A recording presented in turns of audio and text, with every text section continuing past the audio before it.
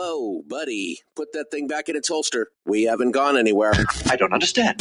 Check out the MichaelDukesShow.com for information on how to get access to the podcast. Welcome to the party, pal.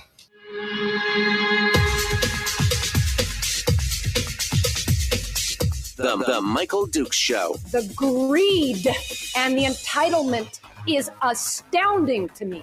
What more could you want from a low-budget radio program? This is a dumpster fire. That was just BS. It is time to get a new perspective. We know just what you need, and we've got just the cure. Open wide and prepare for a steaming hot cup of freedom. I just don't fathom it. The Michael Dukes Show, streaming live across the world. Well, live around the world on the internet at MichaelDukesShow.com and across the state of Alaska on this, your favorite radio station and or FM translator. Ho, ho, ho. It's Christmas time. Christmas time is here. Hello, my friends, and welcome to it. It is a beautiful Monday morning here on this, the final week of broadcast for the Michael Dukes Show, and we are ready to go. We've jettisoned all the all the bad stuff. All the bad stuff. I mean, I turned my phone off on on Friday and turned it back on this morning to a few messages, but nothing that I couldn't live without. Nothing that I couldn't deal with, and I am ready to go. We're ready to talk about Christmas memories and I mean just all the good stuff, man. Just all the good stuff. So we're looking forward to it. We hope you guys are going to be sticking with us today. Yeah, I think everybody's sleeping in this morning. Everybody's getting ready for that Christmas holiday. I mean, let's face it, if we were smart, because Christmas is 1 week away. We are 1 week away. Christmas Day will be next Monday. So everybody is just kind of hanging out, getting ready. Today, tomorrow, and Wednesday will be the last 3 days of a broadcast for this year. And we're going to be focusing on the good stuff. We're just going to talk about good news stories and Christmas memories. And let's see, tomorrow it's going to be, today is you and me. Tomorrow is going to be Brad Keithley with the Christmas top 3. And then Chris Story, who's going to come in for a couple segments, and we'll spend a segment on his Christmas memories and favorite times and things like that. And then a second segment on kind of the uplift for the holiday season, maybe for the new year. And then on Wednesday, I don't know who we're going to have in hour 1 on Wednesday. We may just be you and me again, but we will be finishing up with Mike Shower. State Senator Mike Shower will be joining us, and he and I will be again doing the whole Christmas memories thing. It's gonna be fun stuff. I guess we should start off this morning's show with a reminder that you've only got 2 more days to get your holiday recipes in for the holiday recipe contest, which we have been running for nearly 5 weeks now. 5 weeks of chances for you to put your favorite holiday recipe up on the Facebook page and get some votes for it. I just, I mean, I don't hate to say it, but I mean, it looks like right now that Bill is still in the lead. Bill has got, we've gotten quite a few recipes. Oh, Tawny put up some new recipes. I got to turn it sideways because Mom's Cathedral windows. Oh, these are so good. This is what my wife calls these church window cookies, and they're colored marshmallows with chocolate chips, and oh, those are so good. Church windows. You don't have coconut on yours. Terry coats the outside of hers with coconut, which are, you just roll them up into a roll and then cut and chill. Yep, this is pretty much the same thing, except Terry rolls hers in coconut on the outside, which they're delicious either way. But I hate to say it right now, but it looks like, I don't hate to say it, that's wrong. I don't want Bill to feel picked on. But Bill is ahead with his caramel bourbon popcorn. With 22 votes. 22 votes right now. Bill is in the lead. Jennifer has got Papa's Cheesy Holiday Potatoes up for 14. She looks like she's in second place right now. And so, but he's got a healthy lead. 22 votes right now on Bill's bourbon caramel corn. And I guess JD2 Chili's in third with the chestnut sausage and apple stuffing recipe. So anyway, go over there in, Jennifer's actually in third with her. She's also got the cranberry pumpkin bread. So Jennifer's got second and third place at this point. Well, come on, guys. So anyway, go over to my Facebook page, facebook.com/Michael Duke Show, and just look for the picture of the holiday spread, the table with the ham and the cookies and the dip and the Brussels sprouts and all the stuff that's on there.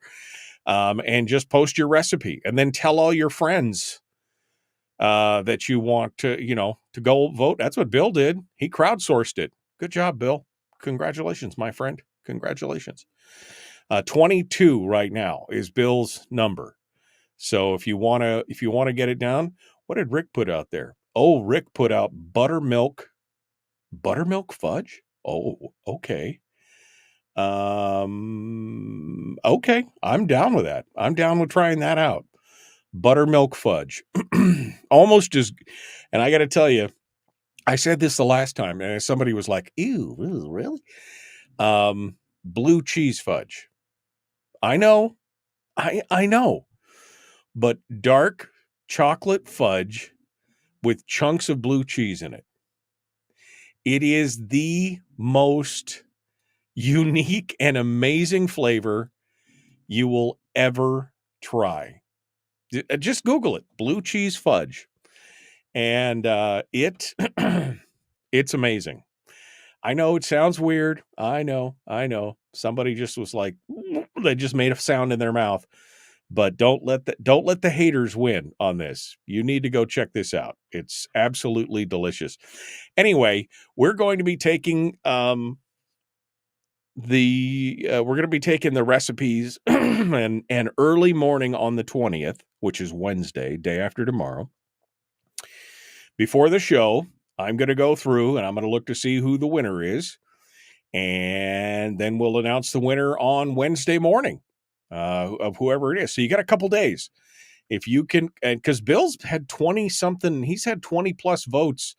I think almost since the day he posted this, because again, he went out and shared it with his friends. Maybe that just proves that Bill has more friends than the rest of us. I mean, maybe that's what it is.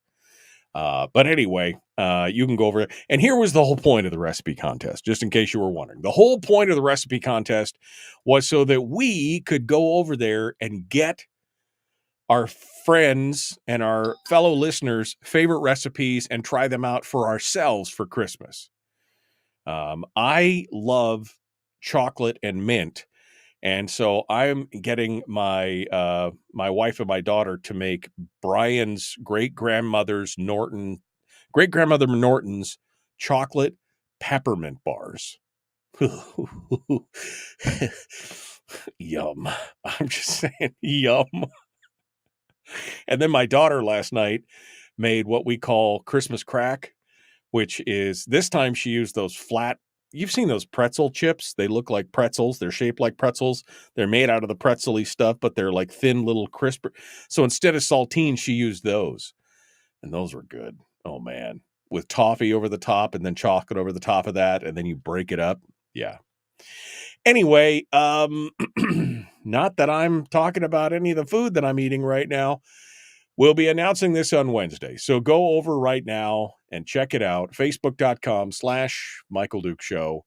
If you want to get a chance to win. Oh, I forgot to tell you what you win. You get your choice. First place gets their choice of either a bag of Beard Curler coffee and a 6 o'clock club coffee mug, or a pair of certificates to point blank firearms and self-defense for a basic pistol course. And then the runner-up gets the other one, gets the whatever's left. So I'm trying to make it easy. All right. Also, I guess I should say that I'm going to go ahead and open up the phone lines today. 907-433-3150, 907-433-3150. Because we are doing favorite holiday memories, favorite holiday music, favorite holiday movies. We're going to do them all. We're going to talk about it. I'm going to talk a little bit about my, my growing up as a kid and some of my favorite things in the world that brought me into the Christmas spirit. And, just some of the things. And I hope that you will call up and share your memories with me. Otherwise, this will be really boring because it'll just be me talking about my childhood, which I'm sure most of you could care less about. But I'm hoping that you will share with me as I share with you, because I think that's what this is all about this morning. I think this is all about sharing some memory, sharing some of the good stuff. And, that's what it was. Bill shamelessly begged, said Terry. That's what he did to get his recipes up there. Hey, you know what?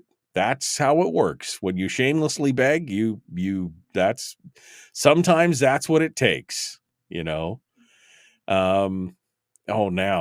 Rick just said blue cheese in tomato soup. Just a little. Oh man. I don't know about you. I love blue cheese. I think blue cheese, especially the different kinds of blue cheese, it's amazing. That I love it. I love it all. Anyway, Bill said he had a little experiment this weekend. He made caramel macchiato popcorn. Oh man. Okay. We'll have to check that out as well. All right. I see we got one call on hold. I haven't even gotten started on mine, but apparently you guys want to share already. So I'm okay with that. Let's go over to the phones, and we'll start off over there this morning with your favorite Christmas memories, Christmas music, Christmas movie, whatever it is. We're just hanging out today. This is like a water cooler discussion, right? We're around the coffee pot, just hanging out. We should be working. You remember when you're at work and you should be working, but you're all standing around near the coffee pot or the water cooler and you're just kibitzing? That's what we're doing all morning this morning. So let's go over to the phones first, and we'll start off fresh over here. Good morning. Who's this? Where are you calling from? It's Murph calling from the Denali area. Well, happy Christmas to you, Murph. I'm glad to hear from you. How are you doing out there in Denali? Doing good. What's on your mind today, dear? Well, my favorite song is Winter Wonderland, but I don't have any way really of getting on computer to put my favorite recipe on. But what I have for you is on those semi-sweet chocolate chip packages, they have a recipe for easy fudge. And what I did was I changed it up a little bit. I used peppermint extract, and I put in a cup of coconut, and I call it my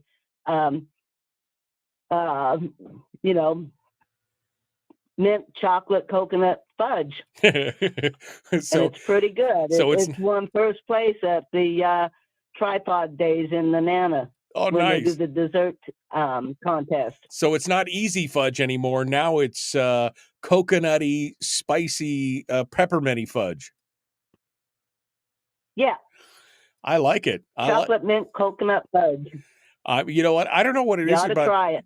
I don't normally like mint. I mean, in many things, but when you put chocolate and mint together, there's just something magical that happens. I don't know what it is.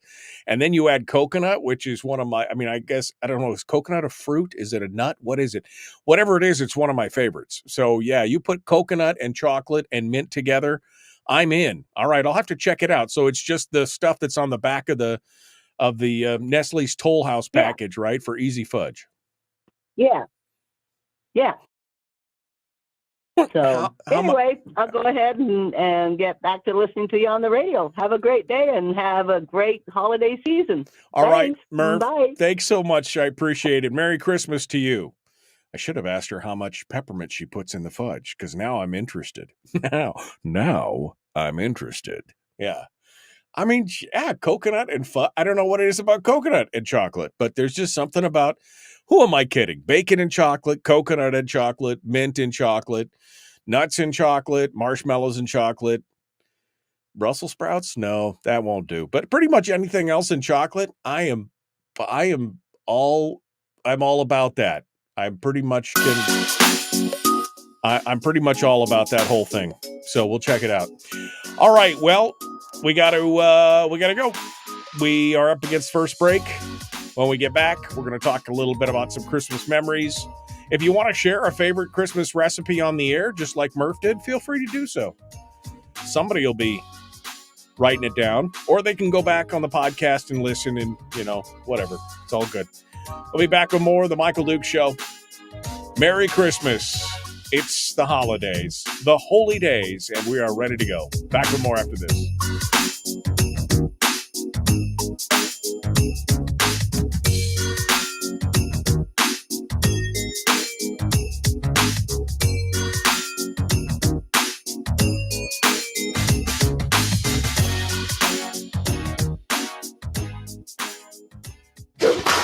Marty was pumped for Christmas. Woo, I'm pumped for Christmas. Ow! So Marty just bought himself everything he wanted. Yeah. Because Marty has no friends. That turned dark. It's the Michael Dukes Show.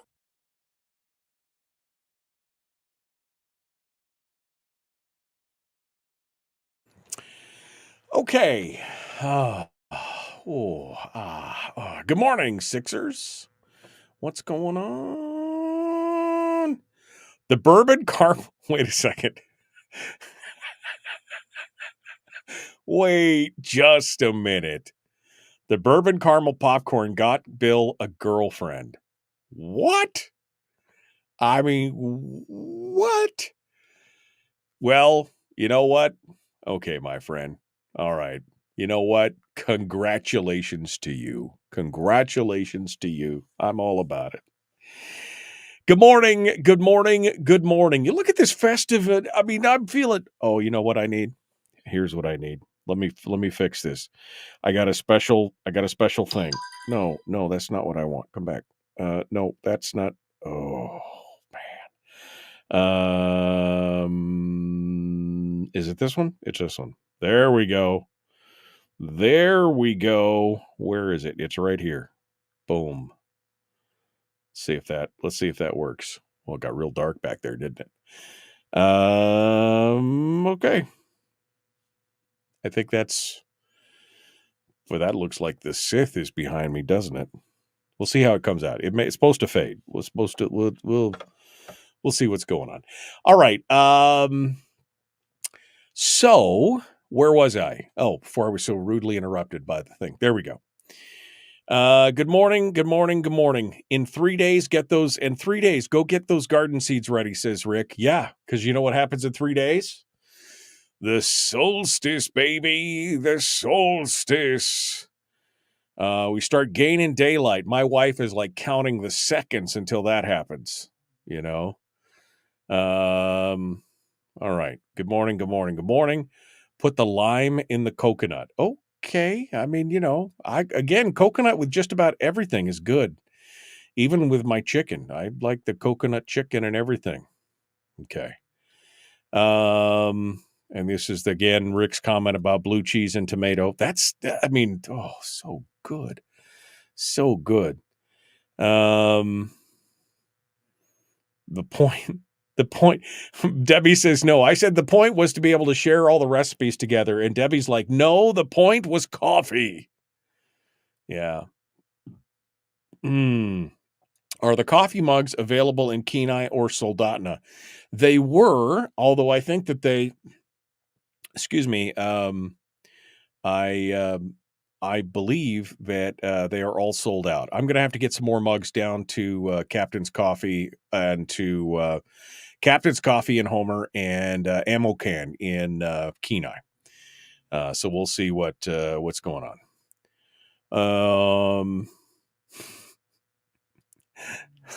And then Bill's like, Terry, I got this all kicked off because you whined that I wouldn't give you the recipe, but have you made it yet? So Terry, inquiring minds want to know, have you made the bourbon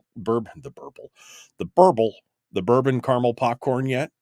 I mean, I want to know. Brian says his grandmother's peppermint bars worked to get a wife.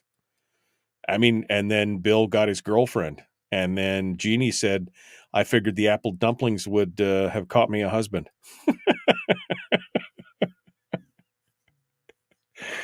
Oh, man. Oh, chocolate mint. Yeah, I don't know what it is about chocolate and mint, but it's super, super good. Winter caramel popcorn dinner, says Rick. Could be. But then Bill strikes the ultimate heresy and says he doesn't like coconut. What is wrong with you, man? I mean, what is wrong with you? And then Gordon is also the what? And yes, ammo can is in Soldotna, not Kenai. I'm sorry. I didn't mean to offend. I know you guys are sensitive about that. I apologize. Sorry. All right. Doesn't like coconut. Something bad wrong with you if you don't like coconut. I'm just saying. Just saying. Okay, let's get back to it, shall we?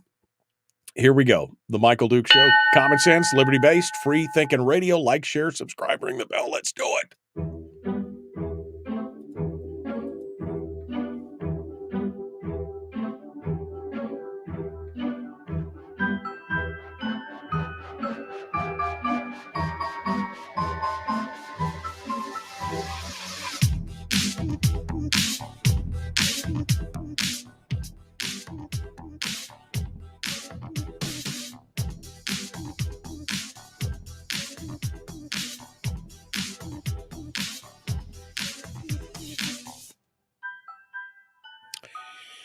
Okay, I'm just been shocked by all the people in the chat room that all of a sudden tell me that they don't like coconut. I'm just like, what? You don't like? How can you not like coconut? It's just, it's slightly astringent. It kind of, can dry your mouth, but it's got such a great flavor. And I don't know. It's delicious. Bill says it sneaks up on you. I don't know what you mean by that, but man, my wife makes a coconut pie that is like this coconut custardy.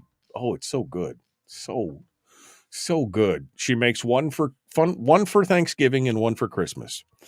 So I don't know what you guys are eating, but I know that I'm having coconut pie at some point during Christmas or New Year's or both. I don't know. Might as well feed the belly at that point. All right. Well, let's just fight me, isn't it? Let's dive into some Christmas memories.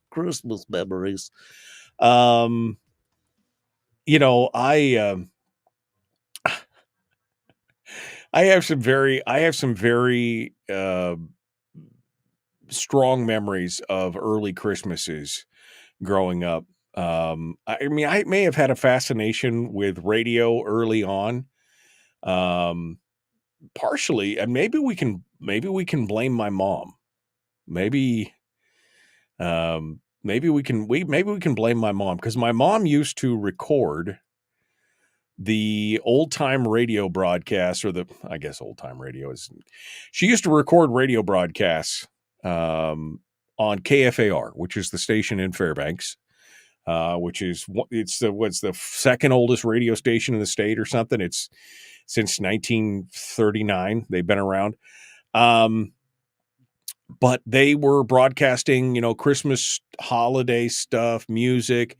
And I remember she had a bunch of reel-to-reels. For those of you who see, I'm dating myself. Reel-to-reel, tape, right?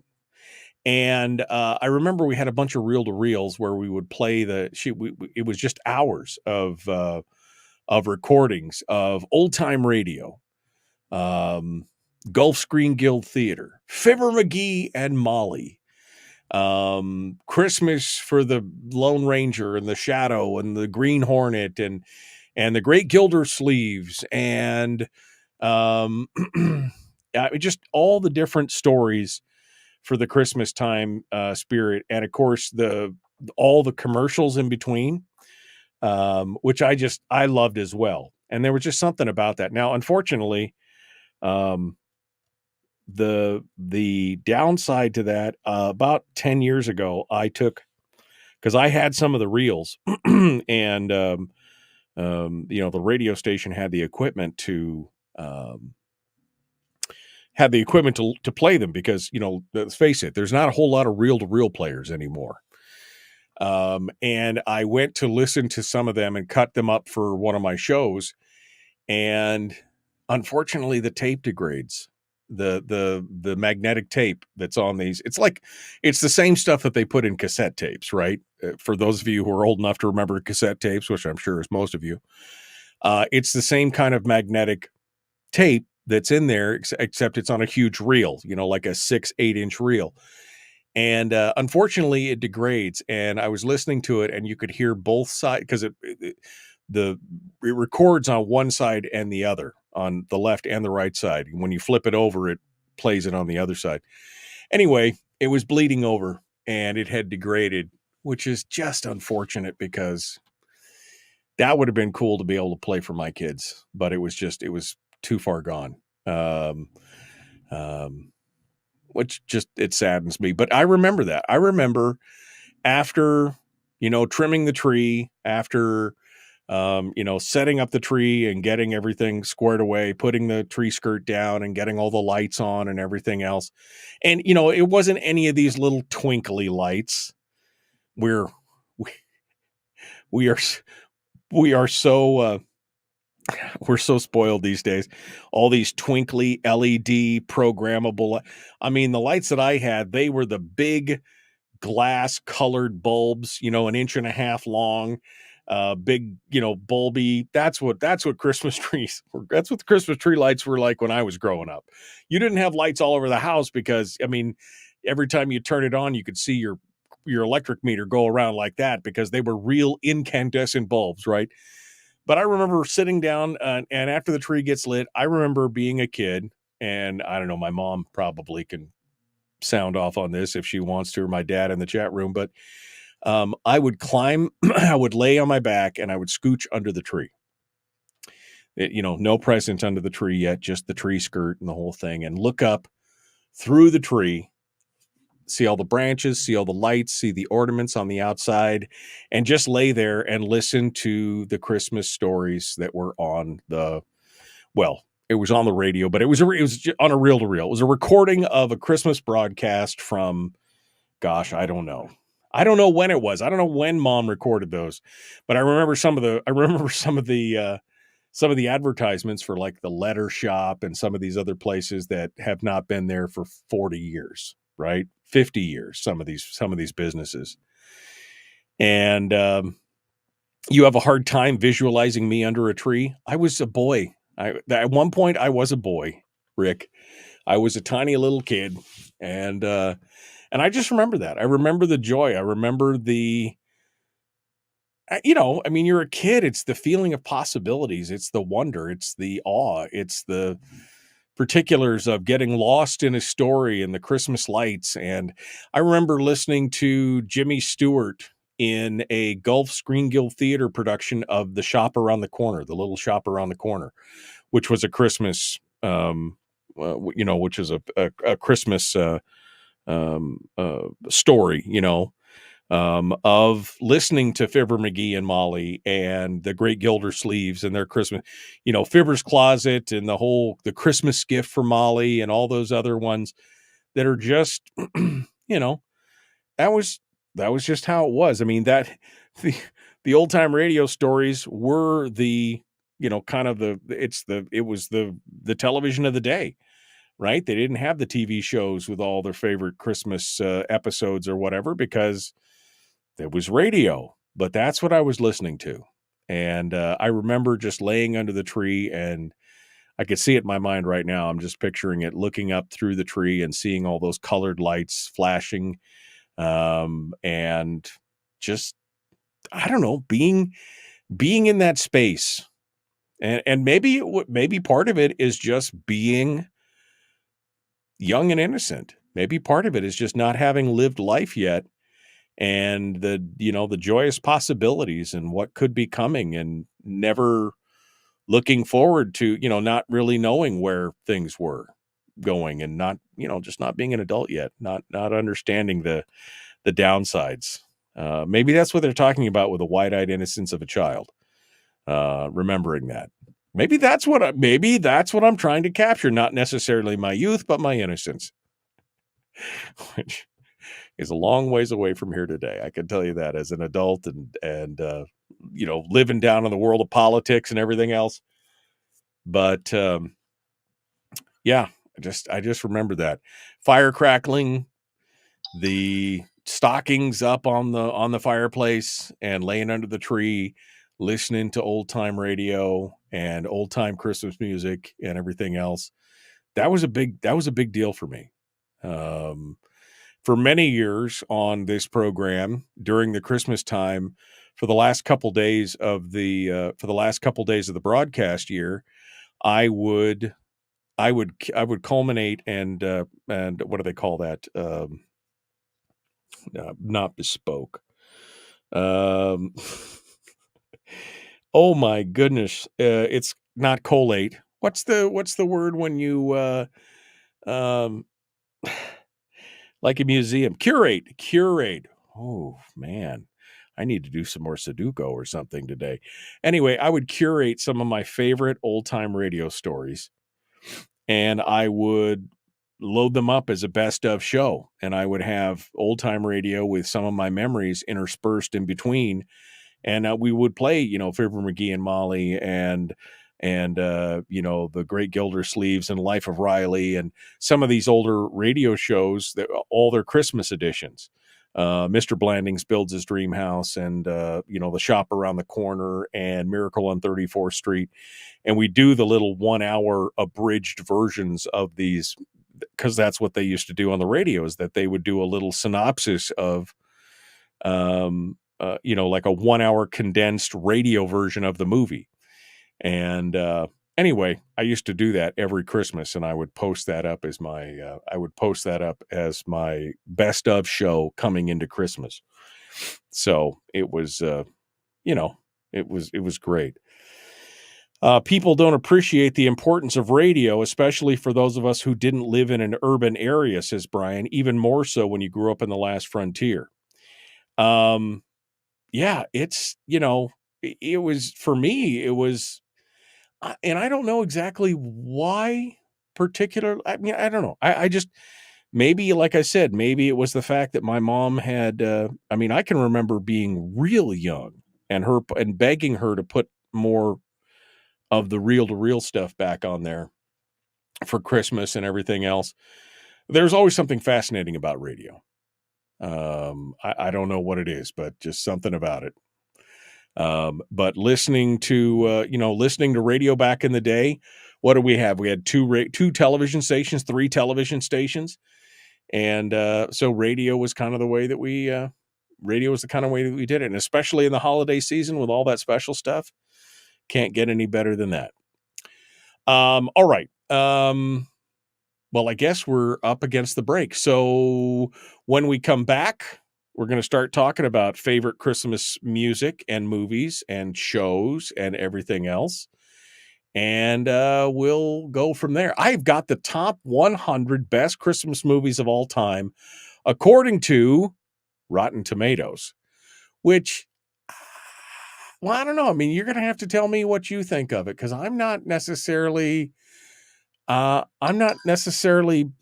buying each and every one of these. Well, I'll be honest with you. Some of them are pretty apparent. Other ones, I'm not so sure, but we'll see what you have to say. We're going to continue here. The Michael Duke Show. The phone lines are open if you want to share your Christmas memories, recipes, favorite movies, music, whatever. I'd love to have a chat with you today, just like Murphy from Denali. 907-433-3150. Back with more of The Michael Duke Show, Common Sense Radio. Merry Christmas.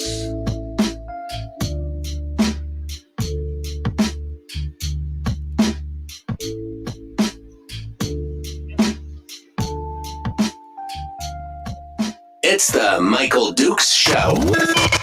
Oh, it's a magical Christmas time again. Your kids are counting on you. Yeah, Dad. Now, if only someone would do something for you. Honey, headache. Oh. Streaming live every weekday morning, 6 to 9 a.m. on Facebook Live and MichaelDukesShow.com. Okay. Okay. Let me go back over here. I told this last year laying under the Christmas tree. I'm always going to tell you that story. I'll tell it to you every year, just in case you've forgotten. Have that bow placed just so. Living in Chistochina when I was a teenager, we only had KCM radio station, no television, so we listened to a lot of those old radio shows. Love and Abner and a whole bunch of others. I don't even remember what they were anymore, but I really enjoyed them. It definitely took the place of TV, said Melody. Yeah, I mean, we had a TV, but there just was not a whole lot of, just not a whole lot of it. I mean, my parents had a whole section of records. I mean, vinyl, that was old time radio. I mean, they had a box set of the Lone Ranger. I remember that. Of the Shadow and the Lone Ranger. And I think there was some Dragnet in there. I mean, I just love that. I just love something about that. Jeremy says he loves Jimmy Stewart. Yeah, I mean, who doesn't love Jimmy Stewart? That guy is a champ. You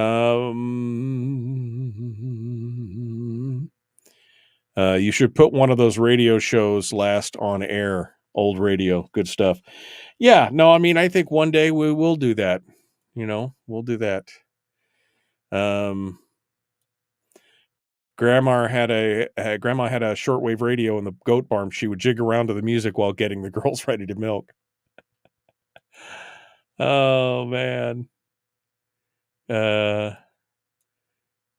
Grumpy Old Men radio program is the old radio to me. That's actually where I got started, was I was hosting the Grumpy Old Men. The Interior Alaska Roundtable, that was the official name of that, but they just called it the Grumpy Old Men radio. And that's how I got started, was hosting that show with Frank DeLong and Stuart Rothman and Harold Gillum and a bunch of other. Yeah, Vern. What was Vern's last name? I don't remember. Anyway, yeah, that's how I got started, was through hosting that show. And then eventually I took the show over, and then the show moved. My show was a one day a weekend. And then it went from there to, that's how the Michael Duke Show was born. Show, program, either one. Whichever one you want.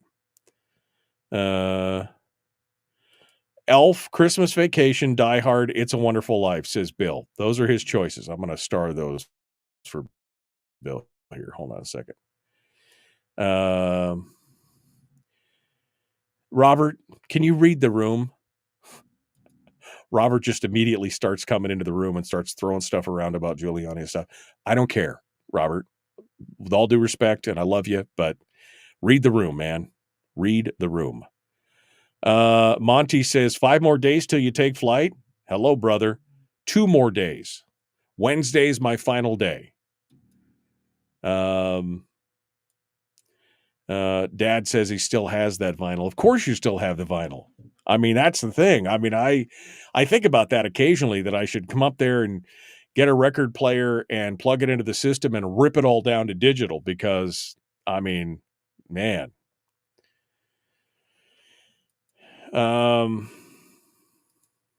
Let's see. KABN Radio, said Rick. Easy selection, said Gordon. When you had nothing you liked, you read a book. I read a lot of books. Christmas Eve is on the 24th. I see what you're saying. I apologize, Monty. I thought you were talking about till I take flight on my vacation, which is Wednesday. And I didn't realize you were making a Santa joke. So it's okay. That's okay. I do look a little bit like Santa. Get off my lawn, says Jeremy. 6 days from now. Bill, what are you? The day police? Jeez.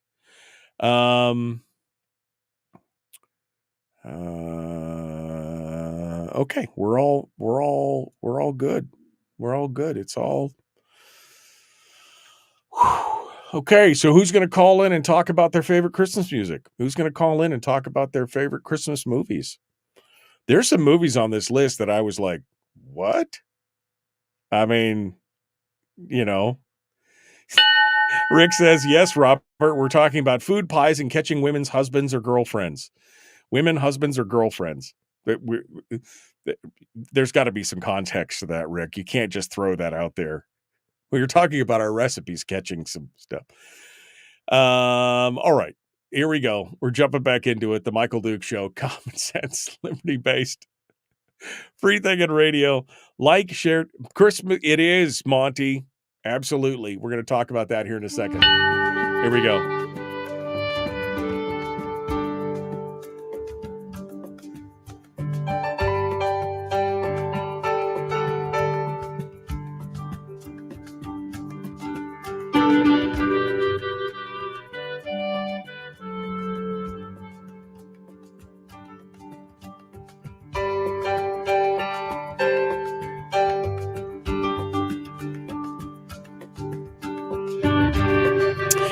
Okay. Phone lines are open right now at 907-433-3150. If you're just joining us, it's the holiday edition of the show, which means we're just chatting about, I feel like I'm sitting in front of a crackling fire, which would be unfortunate here in the studio because that would mean the house is on fire.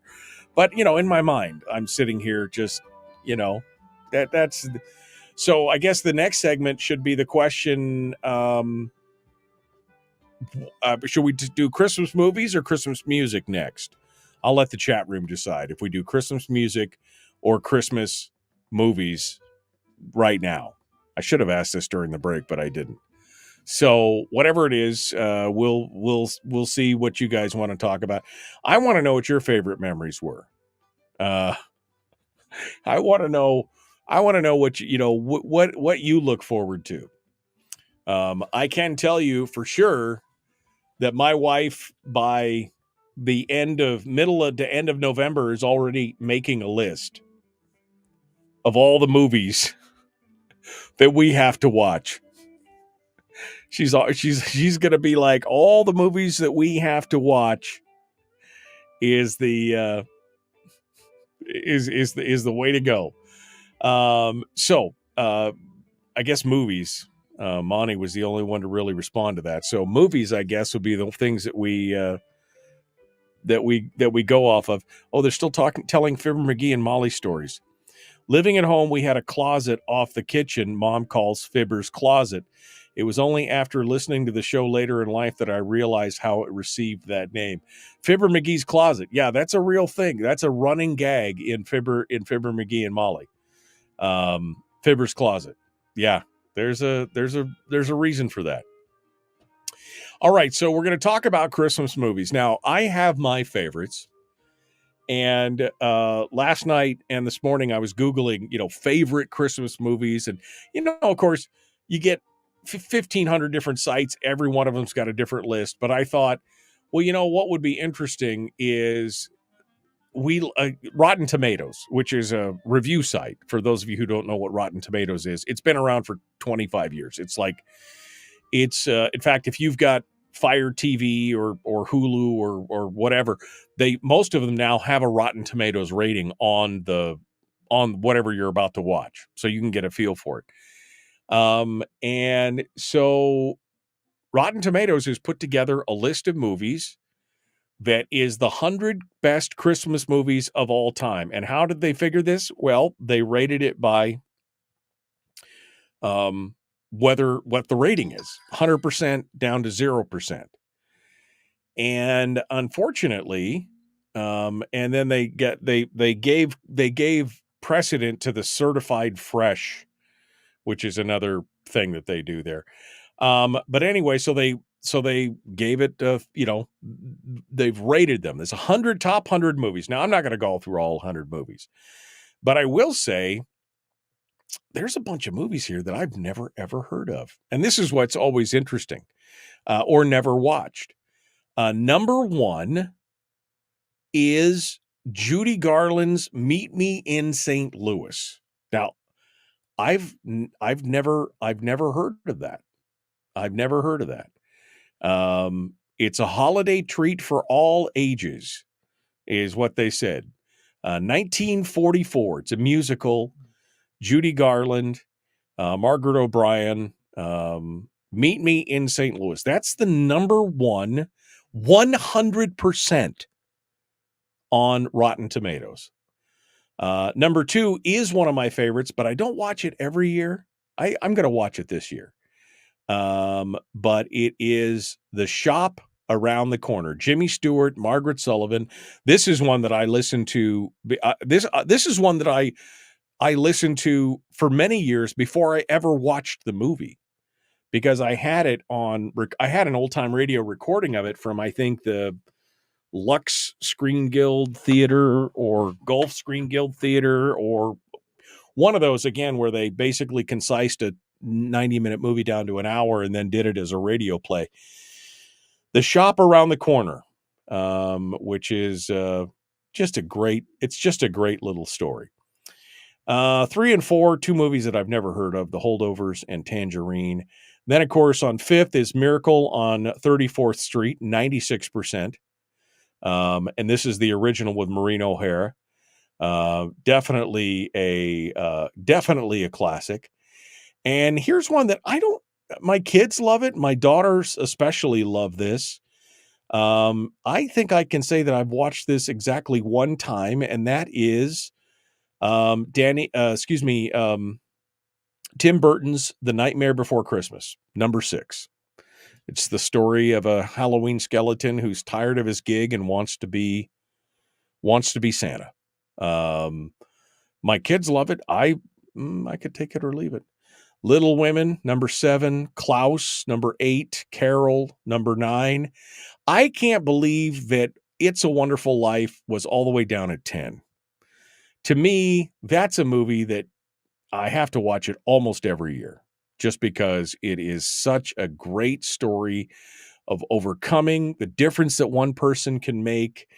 How sacrifice is important, and it's an amazing movie. It really is an amazing movie. But it comes in at number 10, followed by Die Hard. That's right.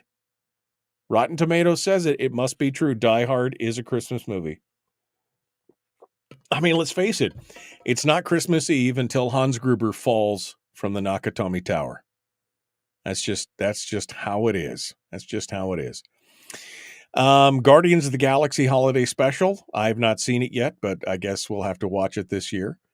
1960, The Apartment. Jack Lemmon, Shirley MacLaine, Fred McMurray. Haven't watched that one either. Little Women. Some of these I think are a bit of a, I don't know if they're a stretch or not. That's number 14. And then a handful of movies that I've never heard of. Tokyo Godfather, Jingle Jangle, Rare Exports, and down to A Christmas Story, which I know many of you see that as the the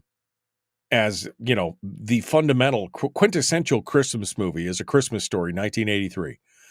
That comes in at number 19. Edward Scissorhands is another one. Trading Places with Eddie Murphy and Dan Aykroyd.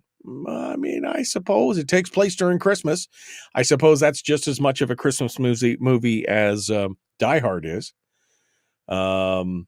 Elf, all the way down to 26. How did Elf get all the way down to 26?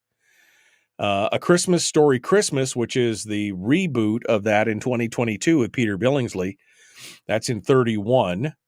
A Muppet Christmas Carol's all the way down to 34. I don't know. White Christmas, which we just watched on Saturday. We watched White Christmas, which is just, I don't know. You always get that little tear in your eye at the very end. And of course, we watched Arnold Schwarzenegger in Jingle All the Way, which is it even on this list? Let me see if it's even on this list. Because I mean, that's like back in the day.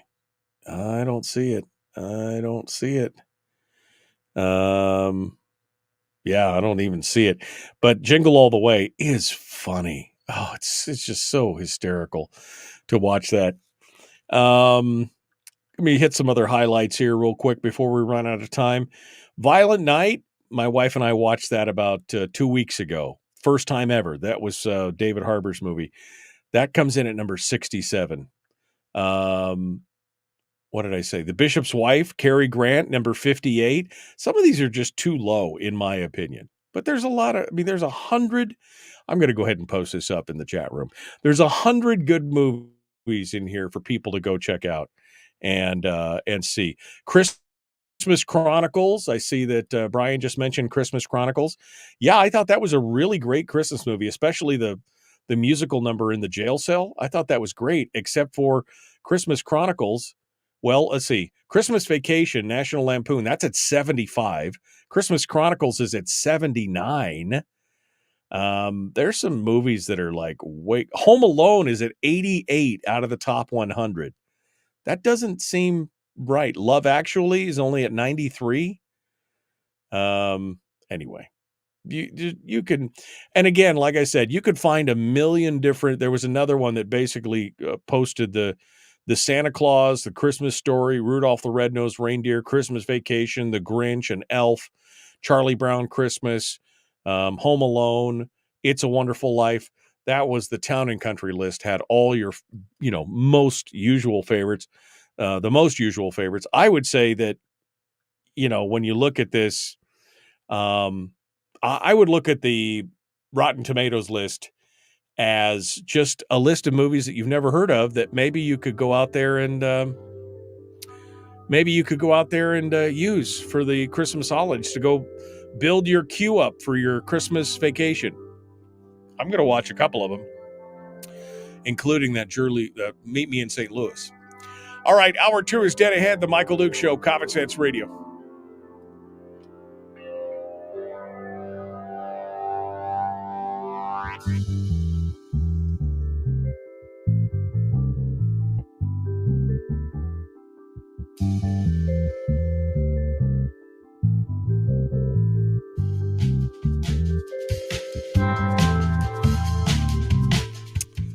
Okay. Yeah, some of these movies I've never, like Kiss Kiss Bang Bang, I've never seen that one. That's Robert Downey Jr. and Val Kilmer. I've never seen that one, but that's listed as number 10. Scrooged, 8 Women, Chronicles of Narnia, Miracles on 34th Street, In Bruges, Colin Farrell and Brendan Gleeson, both excellent actors, and it's Christmas, but it takes place during Christmas, but I don't know if that alone qualifies it. Bridget Jones's Diary, You've Got Mail, which is You've Got Mail with Tom Hanks and Meg Ryan. That's a remake of The Shop Around the Corner. That's the modern day remake of 1998. That's a great movie. Holiday Inn. Oh, always got to do Holiday Inn. While You Were Sleeping. Yeah, there's a bunch of Meet Me in St. Louis again. I'm going to have to watch that one. I have not watched that one. All right, I'll drop this link in the chat room as well, but I'm going to use the Rotten Tomatoes one I'm going to use the Rotten Tomatoes one for my for a build a holiday list. It's Rotten Tomatoes, basically a couple of people's opinion on it's not a couple of people's. Monty. I hate to disagree with you, but Rotten Tomatoes is pretty much, when it comes to movie reviews, they got the critics' reviews and then they got the audience reviews. It's pretty much at this point, kind of the holy grail of what people are actually watching. Agree with it or not. Holiday Inn was the first time White Christmas was sung. Yeah, I know. I love it. My taste in movies is showing my age. Kate and Leopold. I don't think I've ever seen that one. All right. Charlie Brown Christmas. Oh, I can't do Charlie Brown. Can't do Peanuts. My son goes to film school. He got us watching movies this year and seeing things we never appreciated before. That would be fun, Denise. That would be a lot of fun. Did any of the main off topic? Did any of the main roads get plowed last night? Palmer Wasilla with mashed potatoes. Yeah. They came out twice this weekend, and they plowed on Saturday, and then they were Friday, and then they were back out here Sunday doing it again. Didn't Rotten Tomatoes used to post the Darwin Awards every year? No, the Darwin Awards that was a whole different website. Bring back Siskel and Ebert. Well, they're both dead, so that would be difficult. But I get what you're saying. I get what you're saying in that regard. I get it. And then I've got the 76 best Christmas songs of all time, which again, I disagree with this list as well. But there's a bunch. There's a bunch in here that I think would be, I can't know, the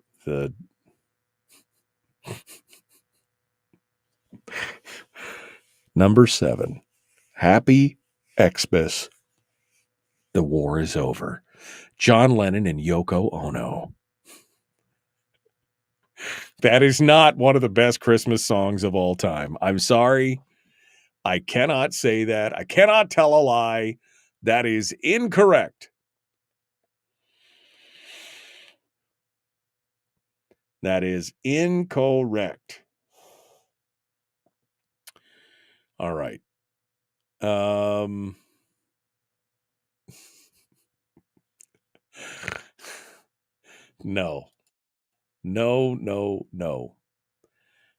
Anything but Mariah Carey, says Monty. Yeah, you know what the unfortunate thing is? You know what number 1 is? It's Mariah Carey.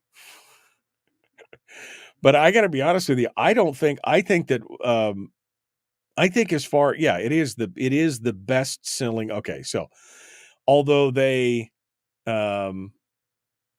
Mariah Carey is listed as number 1, All I Want for Christmas Is You, or we're going to go over this again, I'm sure, when it comes to music. But the fact that White Christmas by Bing Crosby is literally the Guinness Book of World Records best-selling single of all time. That pretty much lays it out there, Any Bing Crosby Christmas song puts a person in the Christmas spirit. I love it. 1027 is out in Kodiak, says Faith. Well, hopefully.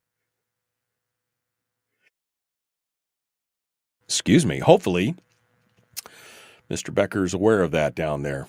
We'll keep things rolling. All right, we are 1 minute out. So I suppose we'll get back to it, shall we? Shall we get back to it?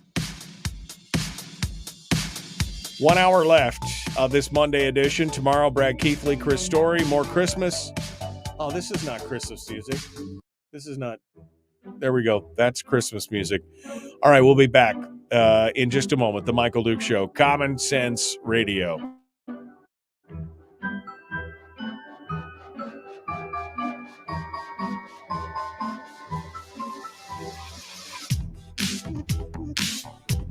Whoa,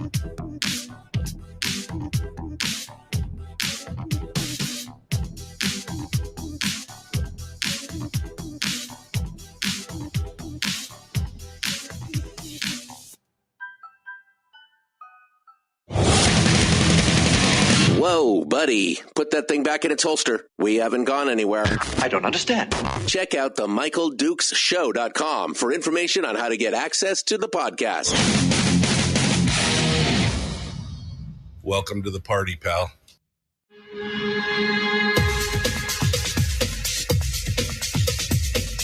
The Michael Dukes Show. The greed and the entitlement is astounding to me. What more could you want from a low-budget radio program? This is a dumpster fire. That was just BS. It is time to get a new perspective. We know just what you need, and we've got just the cure. Open wide and prepare for a steaming hot cup of freedom. I just don't fathom it. The Michael Dukes Show, streaming live across the world. Live around the world on the internet at MichaelDukesShow.com and across the state of Alaska on this, your favorite radio station and or FM translator. Good morning and welcome to it. It is, oh man, I'm feeling so Christmassy right now. It feels so good to be in the holiday spirit and be in the holiday mood. And thank you for coming on board and helping me with that. This final 3 days of broadcast for this year. It is, we are ready. We are ready to go. And it is, today is nothing but Christmas memories and good news stories. And we're going to do music and movies. And, we just finished up with kind of the hot hit list for people's favorite movies. Chris says he likes Three Wise Men and A Christmas Story. Bill says he likes Elf and Christmas Vacation and Die Hard and It's a Wonderful Life. All three of those super great movies. So we've been talking about that. Phone lines are open at 907-433-3150. If you guys would like to sound off, I'd love to hear what you have to say about, again, your favorite. Murph called last hour with a holiday recipe because she can't get the internet where she's at, but she could call us and talk to us, which reminds me that the holiday recipe contest is still running the final 2 days. I'll be picking the winner early Wednesday morning. So if you haven't posted your recipe, now's the time to go do it. Now's the time to go do it and get it done. It's time. Go get it checked out, and we'll be announcing that on Wednesday. Also on Wednesday, Mike Shower will be joining us for the final hour of the program, and we'll be ready to go. It will be fantastic. We're going to just do, again, his Christmas memories and growing up. And we're just going to, this is all about just hanging out and kind of kibitzing. That's what this whole week is about. Tomorrow on the program, Chris Story comes in for his memories and an uplift in the final segment of the show. And in hour one, it will be Brad Keithley and his, instead of the weekly top three, we're going to do the Christmas top three. So it'll just be fun stuff. And I'm sure we'll end up talking about movies and everything else and all that kind of stuff. We just finished up with the top 100 movies from Rotten Tomatoes. Now, I didn't read all 100. There were some movies on here that I've never, ever heard of. So I'm looking forward. I'm actually sending this list over to my wife so that we can watch a few of these. Because I think that makes sense to enjoy it. No, I am not watching the Star Wars Holiday Special. Sorry, that's not gonna be it. But Holiday Inn, yeah, absolutely. The Muppet Christmas Carol. I mean, I would say that is one of the best. That really ideal. If you can get past the silliness of the Muppets. It is one of the best Christmas movies out there, period. This is one of those things where the director looked at Michael Caine and said, hey, it's Muppets. You don't have to, be too. And Michael Caine's like, hold my beer. I'm going to play this as serious as a car crash. And he does. And it just works so perfectly. So perfectly. The Bishop's Wife, Cary Grant. It's another one that's just, you just gotta watch it and enjoy it. So anyway, it's there's a lot of movies out there. I posted this link up to the chat room if you want to go over to Facebook and take a look at it, from the Rotten Tomatoes best Christmas movies of all time. And they rank them by what the rating is on Rotten Tomatoes. So you can go check that. Go check it out. Go check it out. It'll be fine. What else we got? We got some stories from around the state of Alaska that I think are good news stories. Here is one of the latest ones. The journey to the state wrestling tournament, which took place this weekend, for some people was not an easy one. Wrestlers went on extreme measures to make weight, to be in the best shape possible, while fighting it out with other talented wrestlers in their region. But some people had even more trouble. The Haines High School wrestling program had to go the extra mile to make it to the Anchorage tournament. Stormy weathers and seas erased the possibility of driving through Canada, flying, taking a helicopter, or even hopping on the state ferry. It forced the team to possibly cancel their much anticipated trip to the state championships.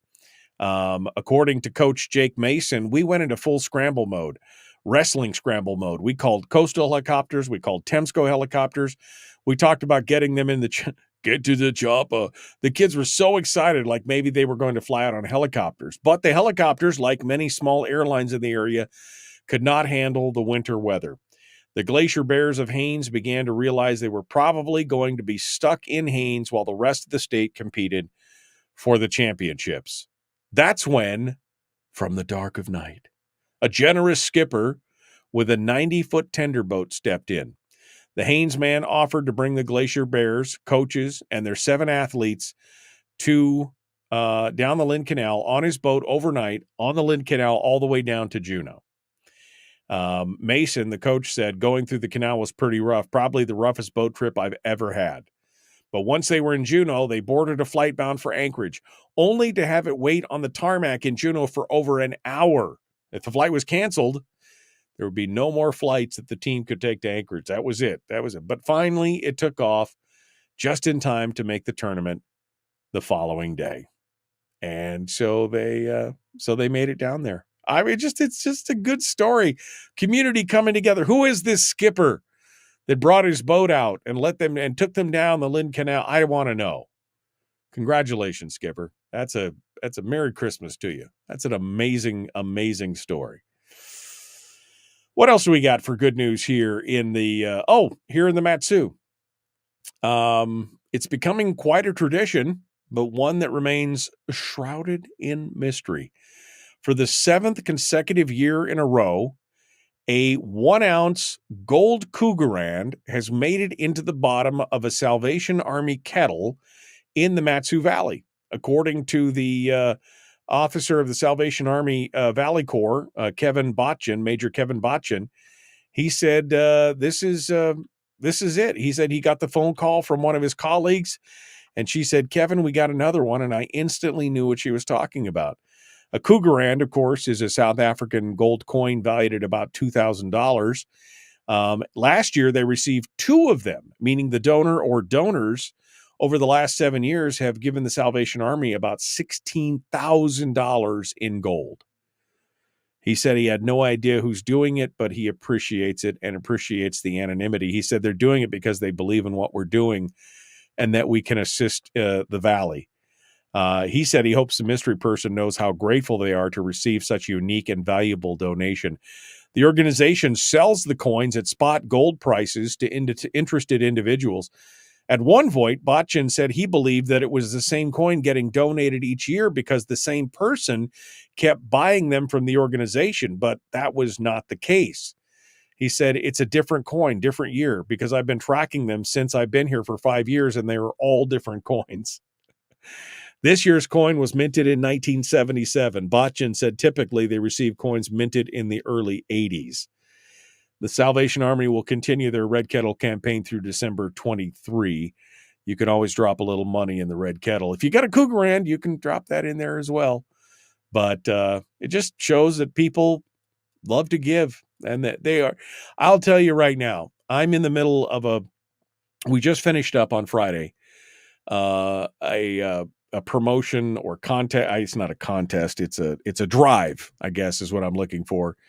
At my radio stations down in Anchorage, where we adopted over 100 foster teens who are in what they call non-familial care, which means, they're not, the kids' families have busted up and they don't have an aunt, an uncle, a grandma, a grandpa that are capable or willing to take them. And so they go into foster care with strangers, non-familial foster care. And of course, everybody remembers the kids, right? You get Toys for Tots and all these other things. Everybody remembers the little kids, but the teenagers, well, they're not nearly as cute. Teenagers, it's one of those things, it's kind of one of those things. But we, the station for 14 years, the radio stations down there in Anchorage, my stations, have been doing this thing called Pump Up the Kids, where we go to OCS, they gave us a list, we get the kids, we get them, what they want for Christmas, and then we go out to our listeners and we have the listeners help us adopt these kids and fulfill these wish lists. Now, I'll be honest with you, some of these lists are, they're huge. They're huge with, especially electronics and things like that.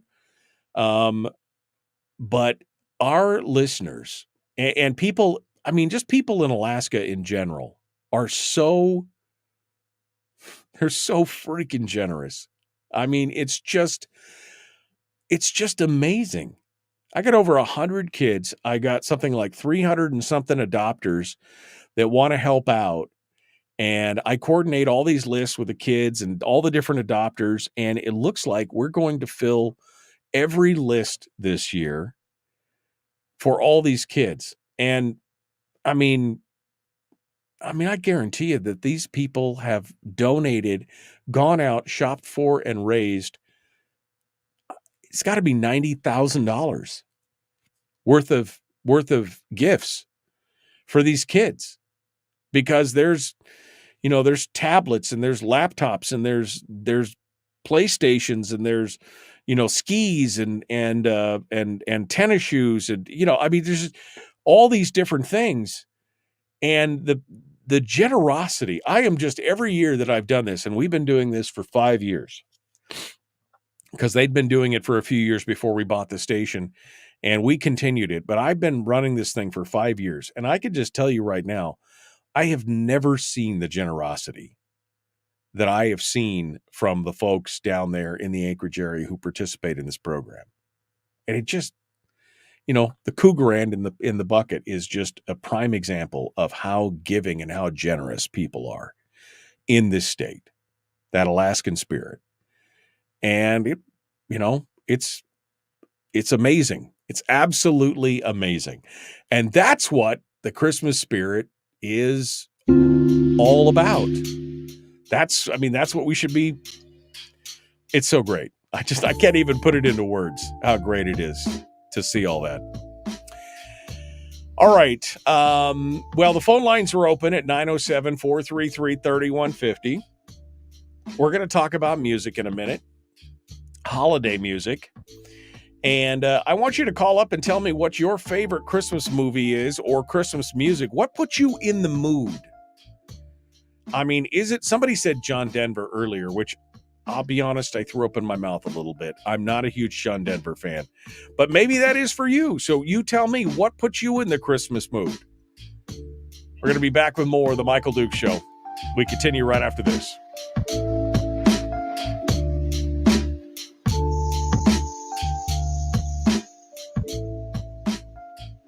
It's the Michael Dukes Show. Oh, yeah. Feeling this holiday thing. Give me some nog. You can fake your holiday spirit, or you can just try to find it for real. Happy holidays. Good luck with that. Streaming live every weekday morning, 6 to 9 a.m. on Facebook Live and MichaelDukesShow.com. Okay, 2 lines on hold right now. I'm going to go to the phones. Callers, if you're listening right now, I'm going to go to the phones and I'm going to get your name. And then when we come back to the radio here in just a couple minutes, we'll start off with your phone calls, okay? So we'll take them in order here. We'll start off with caller number 1. Good morning. Who's this? Where are you calling from? Good morning, Michael. Jeremy of the Kenai. All right, Jeremy, you hold the line, my friend. You are number 1 with a bullet. Let's go over here to number 2. Good morning. Who's this? Where are you calling from? This is Brian calling from the Hook. Hello, my friend. You hold the line. You're 2 in the queue. All right, so we got Jeremy and Brian, both of who are in the chat room right now as well. So let me see what we got. We're just gonna okay. All right. I heard Chris's Facebook got hacked. Chris who? Chris Story? Chris Byers? Who's Chris? Who Chris who?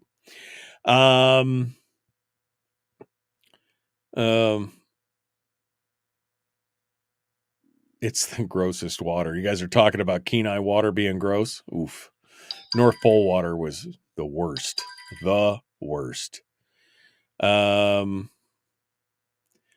I watched Home Alone and Home Alone 2. Amy says I like watching Home Alone and Home Alone 2, Lost in New York, Christmas Vacation, Elf, and A Christmas Story. All of those great choices. All of those great choices. Patrick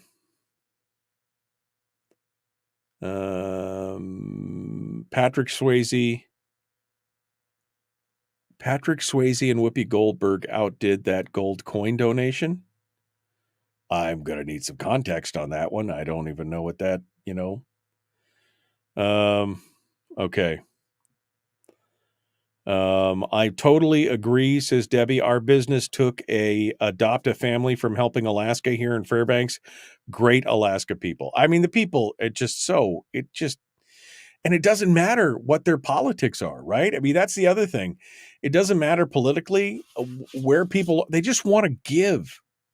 They just want to give. It's just amazing.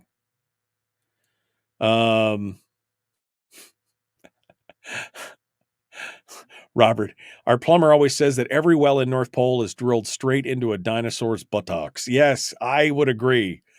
I mean, if I had an Echo water system in my house, like a full-on, high-speed Echo water, because it was bad.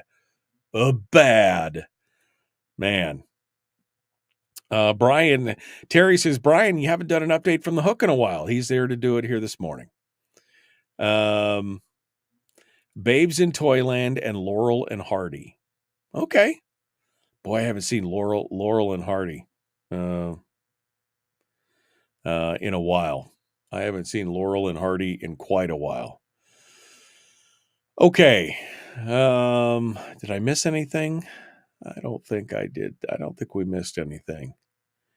Any Bing Crosby song puts a person into the Christmas spirit. I mean, I've got my own Christmas. Can I share this? Can I make private share? Copy link to playlist.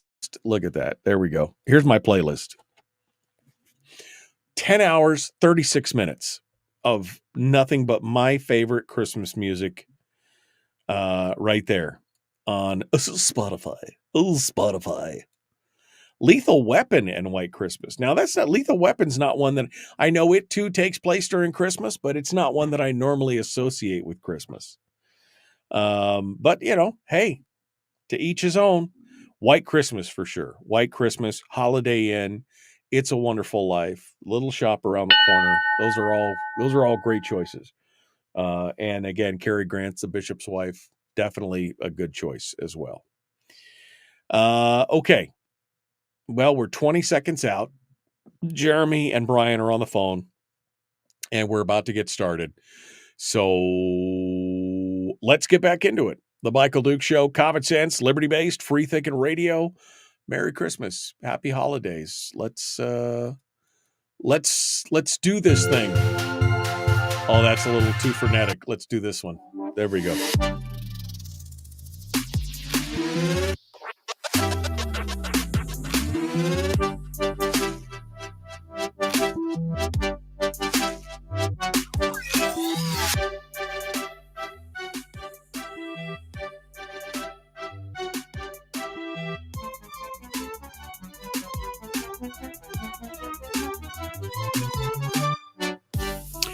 Okay, welcome back to this Monday edition, holiday edition of the Michael Duke Show.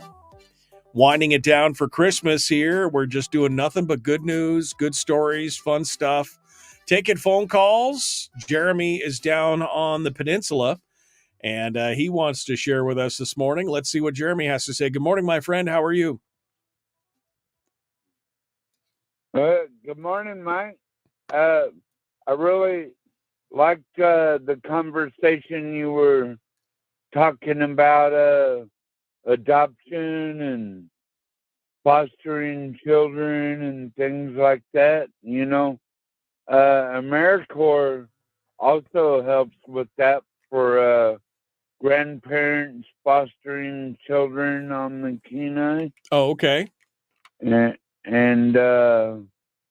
things like that. So that's a very wonderful thing, Michael. I just came from a AmeriCorps Serve Alaska meeting at the Marriott, and it was very enlightening, like how many people AmeriCorps really affects and touches. It's simply amazing all the work people do across this great state. And by the way, AmeriCorps is hiring young people also to go do conservation and trail building work and things like that. And so I just wanted to throw that out there, Michael. And also, did you know Eddie Murphy? I know it's not Christmas related, but Eddie Murphy is doing another Beverly Hills Cop. I did not hear that. Part 4. Oh, I did not hear you that. hear about that one? No, but I will watch it. I will watch anything where Axel Foley comes back. I will watch that. That would be fun. Yeah, Eddie Murphy is legend. Yeah. No, he's got a couple of Christmas movies out there also. Yeah. Well, I appreciate the heads up about AmeriCorps. And of course, again, the whole point is that Alaskans are just very giving, and I appreciate that. So, Jeremy, Merry Christmas to you, my friend. Thank you for calling in. It's good to talk with you. Merry Christmas. All right, we'll talk to you soon. Let's go over here. Brian is down on the Wasilla Fishhook, ready to give us an update. Hello, my friend. What's on your mind? Hey, Merry Christmas, Alaska. You too, my friend. Talking about memories. I grew up in Colorado, and my mom's family all lived in extreme northeastern Colorado, a small cow town, and you could smell it a mile away, 2 miles or 3 miles. You know, the first time I ever from Denver. Wait a second. The first time I ever drove through cow country, that was a shock. That was a rude awakening to me. I mean, I'd seen cows and everything else, but the first time you drive through cow country where there's like fields and fields and fields of cow, that was definitely an educational experience. Let me just put it that way. Well, my mom would go, yeah, that's money. And we would go through, there's a couple small oil fields, and those days would be flaring gas. And my dad would smell that gas and go, yeah, and that's money too.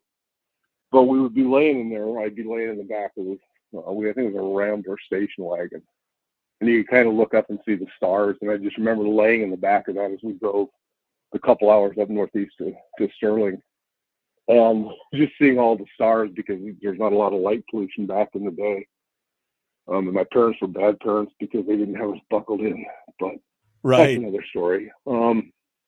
we'd get to my grandmother's house, and that whole side of the family was Swedes and Norwegians, and there was always, I don't know what it was, I couldn't eat it, but my mother or my grandmother would make oyster stew, and eventually she figured out I didn't like oyster stew, so for the grandkids she would make chili, and being Swedes, they really were big on this whole spice and chili thing, but the house always smelled of cooking oysters and just a whiff of natural gas, because they had to light all their burners by matches. They didn't have self-igniting. Right. And coffee. Right. And so my parents would sit up and drink coffee until, I don't know, 12 or 1 a.m. And hopefully all the kids went to sleep. And then there'd be a bunch of wired adults sitting out there going, why are we drinking the coffee? Why are we drinking the coffee? So anyway, that was that's kind of my Christmas memories. That's the smell of natural gas and fresh brewed coffee. Yeah, that's super cool, man, to think about that. I hope everybody has a very very Merry Christmas, everyone, especially the 6 o'clockers. Enjoyed the shows over the last few days more than I usually enjoy your program, so keep it up. Well, I appreciate that, my friend. Thank you. I can imagine you laying, and I know what you're talking about, those old station wagons where the windows sloped towards the front of the car and you could lay right near the back and look out the back window and look up. I know exactly what you're talking about. That idea to watch the stars go by. That's amazing. All right, Brian. Well, thank you, my friend. Merry Christmas to you and yours, okay? You take care, guys. All right. Thanks so much. Appreciate it. Let's go over here. We got another call. Phone lines are open for your Christmas memories, favorite movies, music, whatever. We're just sharing. We're just sharing today. 907-433-3150 over here. Good morning. Who's this? Where are you calling from? Hey, Mike. Hello. Hello. Yeah, Mike. This is Jack from North Pole, your old neighbor across the road. I'm still alive. Hey, Jack. How are you doing, my friend? What's going on with you? What's on your mind? Well, I miss your local programs. I miss being able to see you occasionally. I just wanted to call and wish you and your family a Merry Christmas. And my favorite movie is The Story of Jesus. Well, I appreciate that, my friend. It's good to hear from you. I mean, I'm still on every day, so I know you have to get up to listen to it instead of listening to it on the way home. So I'm sorry about that, but yeah, no. Very Merry Christmas to you. The Christmas Story, the story of Jesus, is that an actual movie, or just you're talking about just the story itself? Is there a movie that you're talking about? Yeah, it's they play it on TV every Christmas up here. Try to. Okay. Well, I'll put it on the list. I'll put it on the list there to see if I can find it. This new Yukon TV system totally sucks, my friend. Is that the right in the middle? Yeah. Right in the middle of a football game, then they do something and it goes off. Oh man, is that the new streaming service from? But I just wanted to call and say Merry Christmas to you and your family, and I miss seeing you. And yeah, I get up sometimes early in the morning to hear you. I'm still alive. I'm going on 80 here pretty soon. Man, what a run! Well, my friend, it's the old disabled vet. It's good to hear from you, Jack. We do miss North Pole. We miss our friends and neighbors out there, but. It's also, I think this is one of the best things we ever did. So I'm happy. I'm happy that you're still around and still kicking. We appreciate you. Merry Christmas, and look forward to it. I hope you have a great, happy season. Okay, my friend. Same to you. And this old disabled vet's still around. Thank you, sir. Thanks, Jack. I appreciate you calling in and joining us. That's a blast from the past right there. I haven't heard from Jack in quite a while, so it's good to hear from him. Phone lines are open, 907-433-3150, 433-3150. If you'd like to sound off, I would love to hear from you as well. Christmas songs. Christmas music. There's something, I'm a person who I love music. I love all different kinds of music, from classical to blues to, well, Country is a little hard for me. There's just a couple of artists that I can listen to. Rap I can't listen to at all, but pretty much everything else I can listen to, and I love it. I just love it. And so when I saw this list of this from Good Housekeeping of the 76 best Christmas songs of all time, I thought, well, man, I would totally know these songs, right? And it's true. I know most of them. Some of them I have to, like, really? I mean, I don't, maybe. We'll have to, first of all, the Chipmunks, no. I know that a lot of people love it, but I'm not going to, Alvin and the Chipmunks, 1958, not going to do it. It's just not one that's going to be on my playlist. Now, I have a playlist that I put together a couple of years ago on Spotify that I've shared with the audience several times. 201 songs, 10 hours, 36 minutes of some of my favorite Christmas music of all time. Everybody from Chris Isaak to Nat King Cole, Harry Connick Jr., Diane Krall, Bing Crosby, Tony Bennett, Michael Bublé, Dean Martin, Frank Sinatra, Eartha Kitt, Burl Ives, just artist after artist, Elvis, Beach Boys. There's just a ton of music on there. If you want, you can go over to the chat room right now. I've got the whole link up right now in the chat room. I posted the link there as well. But let's get down to some of the songs that, according to Good Housekeeping, are the top, 70-something songs. We're not going to go through them all, but we'll go through it. Now, I do have to argue, they're saying that by popularity on the Billboard charts, this is the number one song, and that is Mariah Carey's All I Want for Christmas Is You. Now, I don't mind the song. I know some people have just a hate relationship with that song.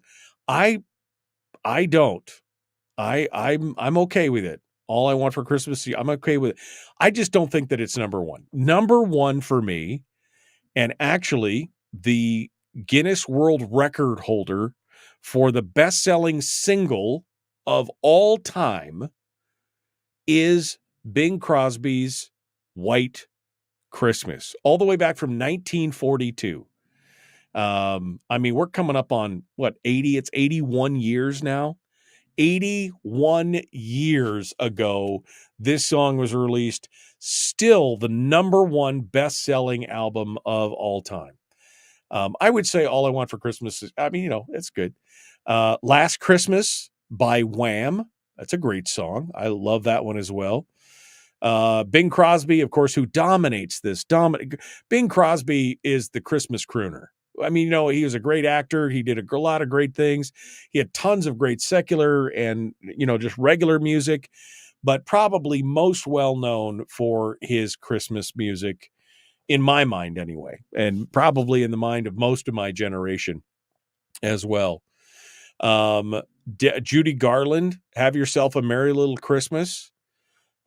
Jingle Bell Rock by Bobby Helms. Also, the remake in 1983 by Daryl Hall and John Oates. That's not a bad thing. This is one that I can't abide, though. Number 7, Happy Xmas, The War Is Over, John Lennon and Yoko Ono.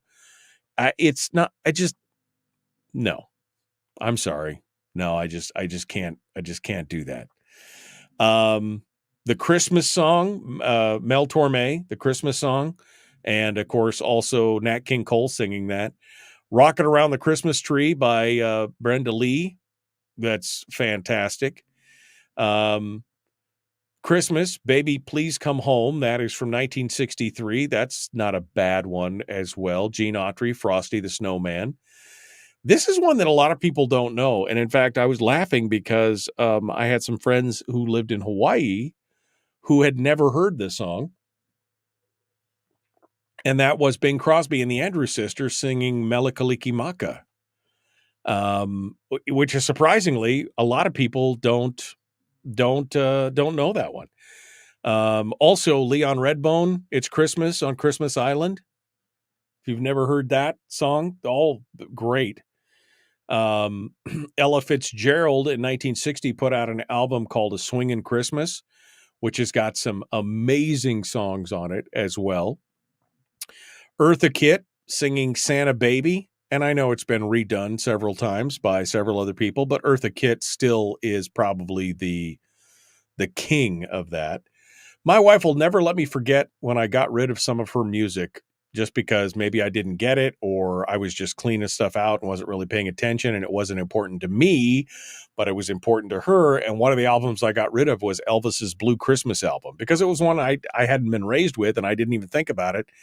That and the Beach Boys. Well, I later on bought those albums for her again because, Blue Christmas, definitely a big one. Merry Christmas, Santa. Merry Christmas, Baby. Which one is it?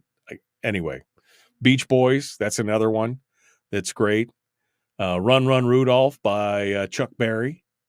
Winter Wonderland. Anything from Dean Martin. Anything from Andy Williams. The Little Saint Nick by the Beach Boys. Just so many great musical stories out there through music. And that's what I use I use my own Christmas list to really bring myself. Oh, this is the one that I wanted to talk about real quick. I'm out of time. I heard this, I don't know, probably 25 years ago when I first heard this. And I was kind of torn because Bing Crosby is my guy for Christmas. But there is one that over the years I have grown to really, really love. And that is the medley of Peace on Earth and A Little Drummer Boy. It was Bing Crosby where he teamed up for a duet on his TV special, Bing Crosby's Merry Old Christmas. He teamed up with David Bowie. And it was Bing Crosby and David Bowie. It's one of the last recordings that Crosby made. And it's really great. It's really powerful. And I love it. I love it. Peace on Earth, The Little Drummer Boy, Bing Crosby, and David Bowie. All right, phone lines are open, 907-433-3150, 907-433-3150. We got one final segment coming up. I hope you're going to call in and share your Christmas memories, thoughts, your favorite music. Maybe you got an unusual Christmas song that you just got to listen to every time. You tell me. We'll be back with more The Michael Duke Show. Merry Christmas.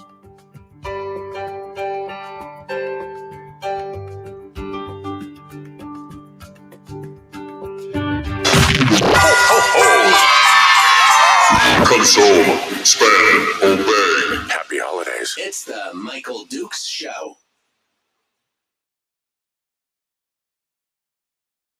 Okay. Dr. Demento. Oh, man. Yeah. That's crazy. Dr. Demento shows. Love it. Love it.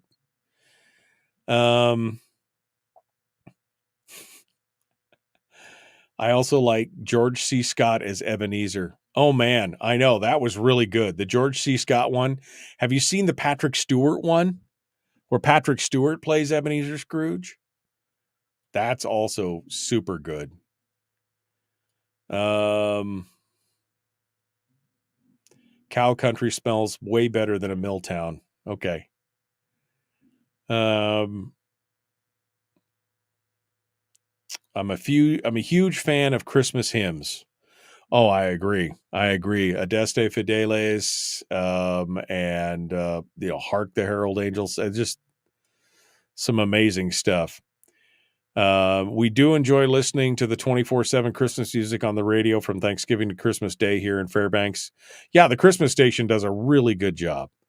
Oh Holy Night. Nat King Cole's Oh Holy Night is possibly one of my favorite songs out there. And of course, yeah, you're right. Mannheim Steamroller is great. Weird Al Yankovic has some great Christmas songs. Yeah.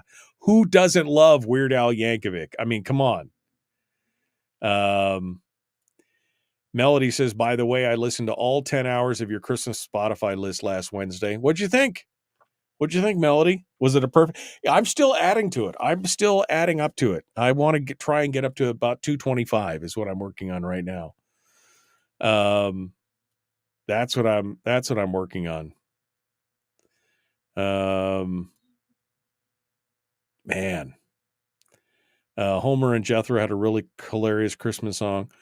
The Trans-Siberian Orchestra version of Carol of the Bells. Oh, that is amazing. The Trans-Siberian Orchestra, and I have that somewhere. I've got to find that. I actually have it on disc, CD. The CD, for those of you who don't know what I'm talking about. I have a copy of it somewhere. I'm going to have to pull that down because I have the whole Trans-Siberian. We actually had them. I interviewed somebody from the Trans-Siberian Orchestra at one point, and they sent me a handful of CDs that I used for giveaways. This is 15 years ago, 18 years ago, something like that. That's where I actually got the disc from of the Trans-Siberian Orchestra during Christmas music. Oh, I really enjoyed it. Said Melody. Lots of different kinds of music on there. Yeah, it's mostly classics and standards, but there's a few in there. I really like the Chris Isaak Last Month of the Year. That's one of my favorites. It's kind of unusual. Tell me, when was Jesus born? Last month of the year. Adeste Fideles. Yep. I love that one.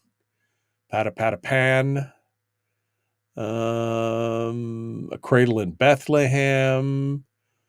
Ave Maria. The First Noel. Yeah, some of these, I noticed that a couple of these are no longer available. The one that I just spoke about, the Peace on Earth and the Little Drummer Boy, it's on my Spotify playlist, but it's grayed out, meaning they've lost the rights to play it or something. So that's one that I can't listen to this year, unfortunately. Pretty Paper by Roy Orbison. Man. Some good stuff on there. Some good stuff. All right. I think I'm all caught up. I'm all caught up in the chat room on all the stuff. What are some of the other songs? Run DMC, definitely not something I'm thinking about for Christmas. Julie Andrews. Oh, I remember this album. Christmas with Julie Andrews. My mom and dad had this album. Her singing religious hymns from Hark the Herald Angels Sing, et cetera, et cetera. Mannheim Steamroller. Willie Nelson, Pretty Paper. That'd be about the only Willie Nelson song that I could listen to. Harry Connick, Rudolph the Red-Nosed Reindeer. It's amazing. Luther Vandross, Trans-Siberian Orchestra. In Sync. Ooh. This is, again, I'm stuck on the whole 76 high, top ones. Pentatonics, they're actually really good. Pentatonics, Carol of the Bells. Oh, I wish I could play some of this music for you guys, but YouTube and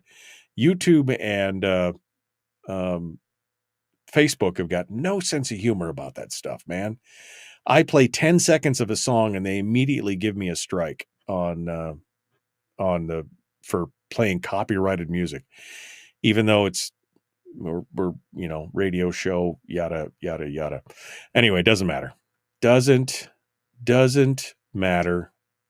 It'll be what it is. All right. We're going to continue. We're 30 seconds out right now, getting ready to wrap things up for today. Phone lines are open. 907-433-3150, 907-433-3150. Love to hear what you guys have to say. If there's anything else you guys want to chat about before the end of the show today, now's the time to do it. Tomorrow, Brad Keithley, Chris Story, all Christmas stuff all the time. Here we go. Jumping back into it. Let's get it done.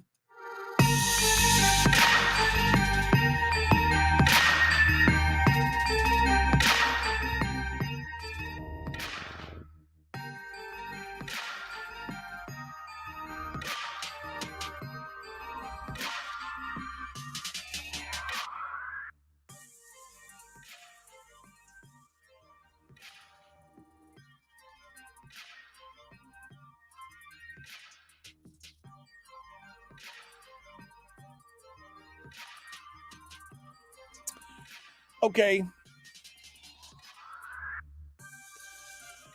Let's get down to it. The final segment of the show today. I'd love to hear what you guys have to say about your Christmas memories or anything good. We've just been sharing stuff here today. That's what it's all about. No politics, no nothing else. I'm done with that till the rest of the year. I will be off starting on Thursday. You'll have alternate programming from Thursday all the way through New Year's Day. We'll be returning on the 2nd of January for that first Tuesday of the year. And we'll be doing budgets and everything. It'll be all kinds of stuff. But we were just going through this list of 76 best Christmas songs according to Good Housekeeping. Now, I mean, I don't know what metric they used, but there's some good ones. There are some gems in here. Zooey Deschanel, who is the actress from Elf. She played Jolie in Elf, the movie Elf. She's a pretty amazing singer. You see a bit of that in the movie. And Elf actually has a really good soundtrack. Leon Redbone, Zooey Deschanel do A Baby It's Cold Outside. That's amazing. She also has a band. She and her partner, M. Ward, they have a band called She and Him, and they did a very Christmas album, which is also very good. Leon Redbone he's amazing as well. There's lots of good Christmas music out there. Lots of good Christmas music out there. You should go check it out. I guess I'll post this one up in the chat room as well for folks who want to take a look at this list. Some of these songs I've never heard of. There you go. I've never seen some of these songs, but will be great. Yeah, Roy Orbison, Pentatonics, Lindsey Sterling. There you go. How old were you when you found out that? How old were you when you found out about Santa? Chris is asking me the question. Gosh, I don't know. When I found out how real Santa was, when did I find that out? I don't know. Maybe my mom and dad can answer that. I imagine I was probably somewhere 11 years old. Probably. Jeannie says she was 6. Oh, man. That's a horrible, horrible, horrible thing. I can't imagine that I was any younger than probably 10 years old. I don't recall. I'll be honest with you. I just don't recall. So I don't know. I don't remember being upset by it, being crushed by it. So apparently I could deal with it, but they always make it such a traumatic thing in the movies, They always make it such a traumatic thing. Santa's not real. Oh my God, how could you break their heart? And I was like, okay. I mean, I don't know. I do remember not staying up, but sneaking out one night to see if I could catch Santa Claus. I do remember that when I probably was 6 or 7 years old. But no, I never caught him. He's too good for me. He's too fast for me. But yeah, I don't remember when I don't remember when that was. I don't know. I wasn't necessarily upset. Let me just put it that way. When I discovered how real he was. So, well, it's I didn't say Santa isn't real, Jim. I didn't say that. I just said when I discovered how real he was, that's what it was all about. So that's, your mileage may vary. What else do I got here? I've got some great and inspiring stories as well. Let me share this one because this is a really good story. And I just want to feel good today. I just want to feel good as we go into Christmas. Reed Markham was just a kid when he learned that some of the kids in his town of McAlester, Oklahoma, didn't have any toys under the Christmas tree. Now, Reed was a shy kid who was bullied in school, but he remembered that moment very clearly since he was no stranger to feeling left out. Even though his parents divorced when he was just 7 years old, there were people who stepped in to make Christmas time special. So the thought that his 5th grade friend who could find nothing under the tree was kind of tough to hear. Whatever the reason for his heart or his blues, he proposed to his mother to hold a toy drive, similar to the structure to a backpack drive they had organized the year before for kids.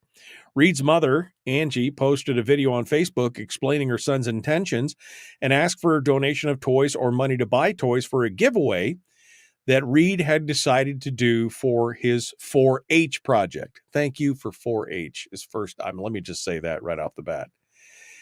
Anyway, she said there was a great response. Lots of people went out, bought some new toys to donate, or they sent money for them to buy them. That was 7 years ago. And now, as a university freshman, Reed still drives 2.5 hours home from his campus in Stillwater to participate in the annual toy drive, now in its 7th year, 7th edition. 10,000 toys. 10,000 toys are slated to be handed out in this year's giveaway, which takes place as a drive-through event with eager kids in the back seats with their parents telling them what they want the most. Each kid also receives a pair of socks, underwear, trousers, shirts, gloves, and hats. So far, 54,000 toys have been given out to the kids in McAlester, Oklahoma, all because Reed decided to do something. He continues to pay it forward, as he sees it, the kindness his family received more than a decade ago by starting other charitable programs. He's just giving back. He holds silent auctions to benefit pediatric cancer patients and continues the backpack giveaways he started with his mom when he was just 11 years old. One resident told the local paper that Reed has catalyzed everyone in the community. Everyone wants to get involved with his work in some way, and the paper says his activities has, over the last 7 years, has raised more than $3.5 million. Don't tell me that you can't make a difference. Don't tell me that you can't make a difference. Because Reed sure did. As a bullied young man in his little, just don't don't tell me that you can't make a difference. That's all I'm saying. All right. Well, that's Monday in the can. Tomorrow, Brad Keithley comes in for the Christmas top 3, not the weekly top 3, the Christmas top 3. And then Chris Story is going to join us for 2 segments. The first one is just going to be about his Christmas memories, and we're going to hang out and chat a little bit.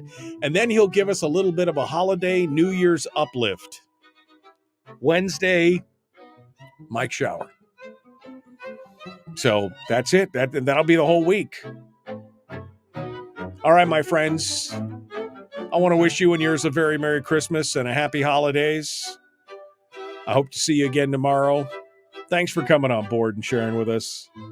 We'll see you then.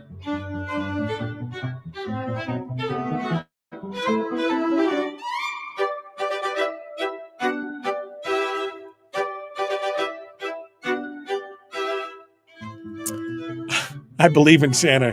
It's not about presents. It's about the spirit. Yeah, I mean, yeah. Leela said she was 4 years old. That might explain why she's a libertarian.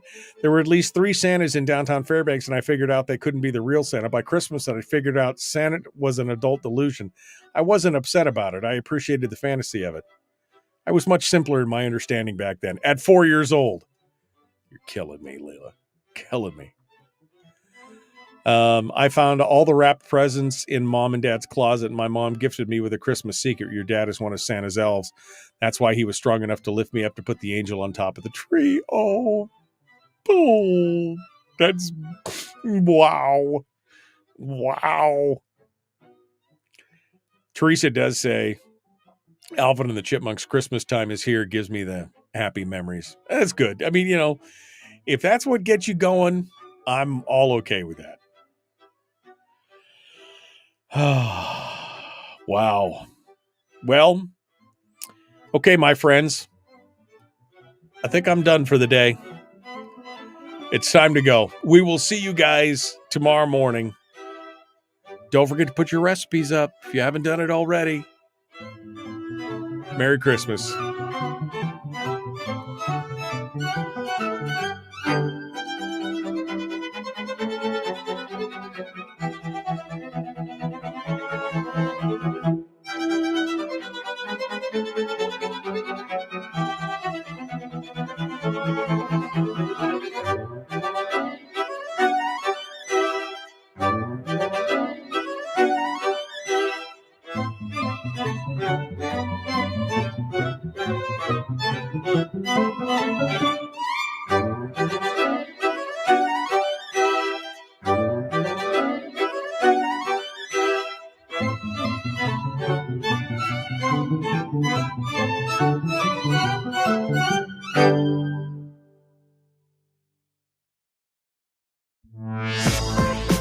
We've shed our terrestrial radio skin, and now we are slimy lizard internet people. It's the Michael Duke Show.